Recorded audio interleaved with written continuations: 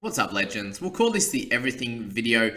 We got some questions in Discord. We've got analyzing a couple of teams, and then we've also got some questions on YouTube. So we start here with Jason's questions. Very interesting one. Thoughts on McInnes to Cotter, and just thinking straight out about McInnes' situation right now. They have Rudolph who's injured for a month, so the last 3 weeks there's more minutes on up for grabs than available. Rudolph's been playing 50 to 55. The person that's replacing them in the starting side at this point is Hunt and also Hamlin Ueli. So those guys are 35 to 40 minute type of players. So there are 15 to 20 minutes available for another forward. So I think that goes to McInnes. Maybe not the full, but I think there's an extra 10. So what McInnes played last week, because Rudolph played the 35 last week, I think those minutes basically went to McInnes. So I don't see him as a trade this week. I think they can average fairly similar to each other. There's a chance, definitely over the next few weeks. So definitely an interesting one there. What Scoop said was perfect. Is Drinkwater a good trade in? I think he's going to do okay over the next few weeks, but I don't think he's a superstar pickup. I think might be analysing your team Discord beast in the next few minutes, but I think there's better options at the moment. All right, Gus Bro, need your guidance here. 3 trades left, 63k. Would like to go Elliott to David Fafita. Titans run home too juicy. 18th man, May could also be traded to Walsh or Mulatalo. Here's my squad. I appreciate your help. May's going to be out for the week, so he could potentially just hold one more. The Elliott one, he just had a rough week, so I think he'll be fine, to be honest. But can you trade straight up? If you want to do straight up, I think you can just do that if you want. Are there anyone else in your side that you would like to trade out? Really, very limited on options. The team's looking really strong, that top 17. So I wouldn't be too stressed. If you want to upgrade Taylor May, you could do that, but I wouldn't be deleting out, mate. The team's pretty solid, man. I think either way is fine. Yeah, if you want to use that, it's obviously, I think it's probably a bit of an upgrade to go to Fafita because he has that upside. So if you want to do that, awesome. Sharon Woods, he's my centre, wing, fullback, and bench. Should I play Vialea over Kohler because he's playing on the wing and he has been scoring pretty poorly? Yeah, look, potentially, but Vialea's been scoring really badly. So I think you just try and loop one of them and potentially play the other. That will be the way to go. Just check out how the matches are set up and make that decision from there, mate.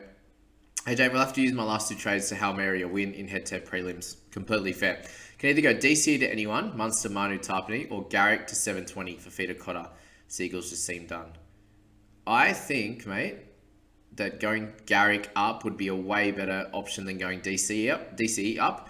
There's every chance that Daly comes out and gets an 80, but I do understand why you would do that. And if you were to make that trade, I would go to Munster, but just be aware that it could be luck of the draw and DC could score better than Munster this week. So keep that in your mind. They do seem done, but can he bounce back? I think he's someone that can. And if he actually has a few, if he literally has 3 cheap, low weeks over the next 3, he's going to be so cheap at the beginning of next year compared to what he scores. So that'll be very interesting either way. But I think for Fafita or Cotter from Garrick is obviously a 20 to 30 potential points of an upgrade. That's probably my general thoughts. Who goes, Jacko or Lolo, and who to? Was thinking someone like Lodge, Luciano, or Curran, so I can get Haas next week, or should I just go to a Cotter or a Crichton? So my thoughts about Tamalolo is that they had a big loss on the weekend. He ran for a very limited amount of meters. I think he's, the way that game played out, they were defending for a good portion that first period where he only had 20 run meters or something stupid. So I think he'll get more. I still think he can score better than Josh Jackson, so I would potentially hold one of those guys. If you were to go for one of those, I think Curran's the main issue is the 30-odd minutes off the bench. Yes, he scored great, but there's a chance that happens again. Luciano, I think, can average similar to Taumalolo over the next few weeks, but I would probably just go up to a Cotter if you can, and then, so you want to go Haas next week. I would just, I feel like if you're going from Jackson or Lolo to Lodge, Luciano, or Curran, you're going very sideways. Potentially you could get some more points, potentially could get less. You're definitely upgrading with Cotter or Crichton. So lock that one in and then see how next week goes. You might have to straight, sideways swap an injured guy for Haas next week anyway. So they're those questions in the Discord. We'll set it up for our 3 teams that are going to go through in this one. COC Far Teleguy. Hope everyone got that one. That was good. G'day, your gunship. Sorry, mate. They're not out today. They're locked away. Playing head-to-head in the prelim final next week, so I have a bye this week. Perfect. 2 trades left. I want to bring in Munster via Tamalolo and Kohler. Should I make the trades this week? Lolo and Kohler would likely drop in price and Munster will likely increase in price. Scared I might not have enough cash next week. Also scared there might be injuries this week too. Yeah, well, if there's injuries this week, that could kill you for next week. So I think either way, you've got to take a risk, right? So let's count it out. You got 590 and you got 452, 60 in the bank. So that leaves you with 510 plus 590, 1.1 milli. Munster is 815. Let's just say he gets to 830, 850 even. That leaves you with 270 to do the downgrade, 250 to 270 to do the downgrade, and I think that's fine. So I would probably hold this week if you've got a buy, and then make those trades next week. Because if you use the 2 next week and then you get a big injury to a Dewey, a Burton, something like that, whatever, it could be Damien Cook. These really important guys, you want to bring in another gun. And if you can't because you've used the 2 trades this week in your bye week, I think that's silly. So I'm pretty sure you can wait for the Munster one for next week. Just go with that. I think is the best option, my friend. Parabase, 2148 overall rank. We're still hanging in there. Who should be my starting hooker? That's a good question. What's the... I'll find out. Give me a second. Who's playing first? Because that's all it is. It doesn't really matter who the starting hooker is. You just want to play... If they're playing earlier in the week, then you pop them first. So Cookie is playing first, so you put him as starter. Simple. Same question. Who should I captain? I think if you captained Murray last week, you stick with him. Hines is a great option as well. Dewey's also... super strong at the moment. I think I'll save my trades again this week unless there are good options out there that I could bring in. What can you do? Yeah, it's probably a hold to be honest, and just loop Tass and or Savage. Yeah, go with that. Trying to finish in the top 1k, but likely to finish in the top 2k. Yeah, that'd be good if you can do that. Obviously having the 2 trades left, maybe using one next week and the one last week could work out. And by Lewis and Savage aren't really great options because you don't want to use the 2 trades and leave you short for next week. So just hold. I think you're perfect as you are. Smells like a meat pie. 7-6-22 overall rank. 2 trades left. 142 in the bank. Want to win my head-to-head prelim finals this week and up against a good opponent. Please help. Taylor May and Karaz for Munster and Achibi. Thanks for your help this year. I'll remain a sub throughout the off-season. Thank you. Appreciate you. All right. What to do? Karaz and... So May and Karaz. Okay. So you'll probably be playing Savage still. Leaves you with Saluka Fafita as your 18th man. Interesting. Well, that's definitely going to net you the most points this week. So if you think that's the way to go, then sweet. Probably pick a cheapie that is playing though. So if you can do that, whether it's a Dykes or something like that, that's going to play the last few rounds. That will give you a 19th player if you do have a couple of injuries. But just pick the position you have the least cover on. You got hooker cover, you got mid-edge cover, center cover, you won't because you're getting rid of Mason. Maybe bring in a center as like your cover so you can have a 19th man. I think it's fine to go for it. You got the money in the bank. You need to win this week. If you lose, then your trades don't matter. So it's probably worth taking the risk to try and make sure you win this week because you're playing Karaz and Savage who could both score those scores again. They could average 30 each, for example. And Taylor May's not going to help you too much with a big score. So, yeah. There's a Taylor May option or... Yeah, it's probably the only way. I said you could trade Karaz and Savage and keep your center cover. But then that leaves you playing either Saluka Fafita or the guy that you bring in. So, I think stick with May and Karaz to get those 2 trades is the way to go. Okay, move on from that one. Let's go to the questions. So, if you have the option to trade out DC out for another gun, would you? Nah. Got a hold, unfortunately. He's playing average, but is what it is. Charlie Smith, hi Jamie. Got my head-to-head prelim this week, which I probably have 75% chance of winning. That's good chances.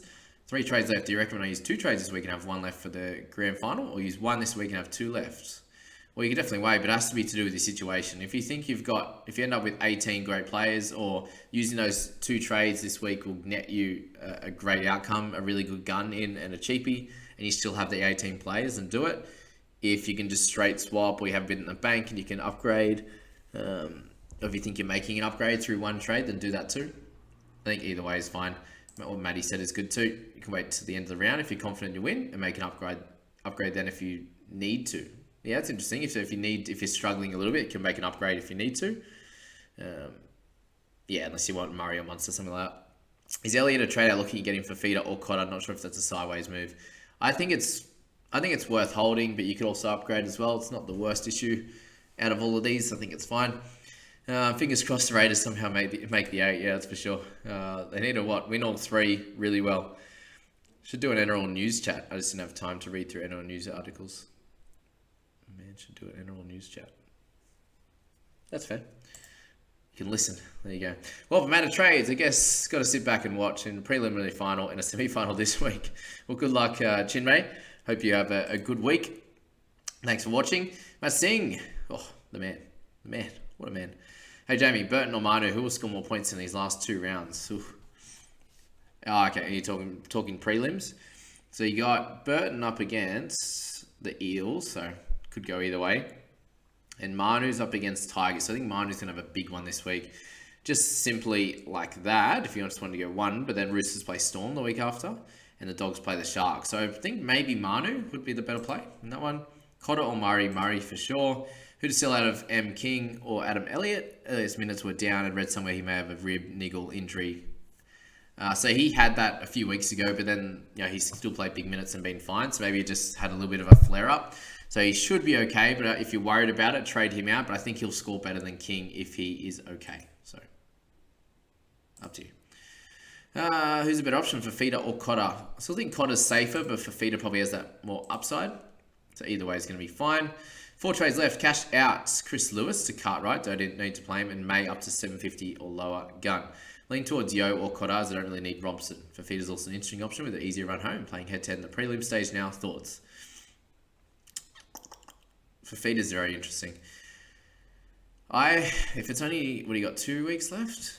Head-to-head the prelim stage. Yeah, 2 weeks left. So I think Yo's going to get rested in the last week. There's a good chance that he averages the most over the next few weeks. But if Cotter plays those at 60 minutes, I think he's a great one as well. Gee, I reckon you could almost flip a coin. Who do you want to watch more? Like, Fifita's going to have to score tries to beat these guys. He has the most upside, if you want to think of it that way. And Yo and Cotter are going to be really consistent. Banjo String, 2 trades left in head-to-head semi-final. Is McInnes to Cotter a good trade or better off saving the trades? Yeah, hold on that one. I find that I think they could probably score similar.